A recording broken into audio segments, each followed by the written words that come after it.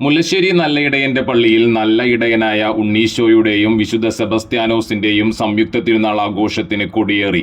Pavaratti Saint Thomas ആശ്രമം prior Father Joseph Alappatt കൊടിയേറ്റം നിർവഹിച്ചു. വികാരി ഫാദർ ടിജോ ജോയ് മുള്ളക്കര, ട്രസ്റ്റിമാരായ MG Joseph, Solomon Pathros, Jose Tharakan, കൺവീനർമാരായ സൈജു ചാഴൂർ, ജോൺസൺ കിടങ്ങൻ എന്നിവർ നേതൃത്വം നൽകി. 18, 19 തീയതികളിലാണ് തിരുനാളാഘോഷം. തിരുനാൾ വരെ എല്ലാ ദിവസവും വൈകിട്ട് 6-ന് നവനാൾ കർമ്മങ്ങൾ ഉണ്ടാകും. 17-ന് ദേവാലയത്തിൽ ഊട്ടുതിരുനാളായി ആഘോഷിക്കും. രാവിലെ 10 മണിയോടെ കുർബാനയ്ക്ക് പാലയൂർ ഫൊറോണ വികാരി ഫാദർ ഡേവിസ് കണ്ണമ്പുഴ കാർമ്മികനാകും.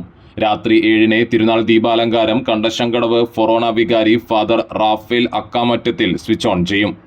7:30-ന് നാടകമുണ്ടാകും. 18-ന് രാവിലെ 6:30-ന് കുർബാന, കൂടുതുറക്കൽ, രൂപം എഴുന്നള്ളിപ്പ് എന്നിവയ്ക്ക് ഫാദർ സജ്ജു വടക്കേത്തല കാർമ്മികനാകും. രാത്രി 9 മുതൽ അമ്പ്, വള എഴുന്നള്ളിപ്പുകൾ ദേവാലയത്തിലെത്തും. തുടർന്ന് മെഗാ ബാൻഡ് മേളം അരങ്ങേറും. 19-ന് രാവിലെ 10-ന് തിരുനാൾ കുർബാനയ്ക്ക് ഫാദർ ജോഷി പാലിയേക്കര കാർമ്മികനാകും. ഫാദർ പോൾ മാളിയമ്മാവ് സന്ദേശം നൽകും. വൈകിട്ട് 5-ന് തിരുനാൾ പ്രദക്ഷിണം നടക്കും.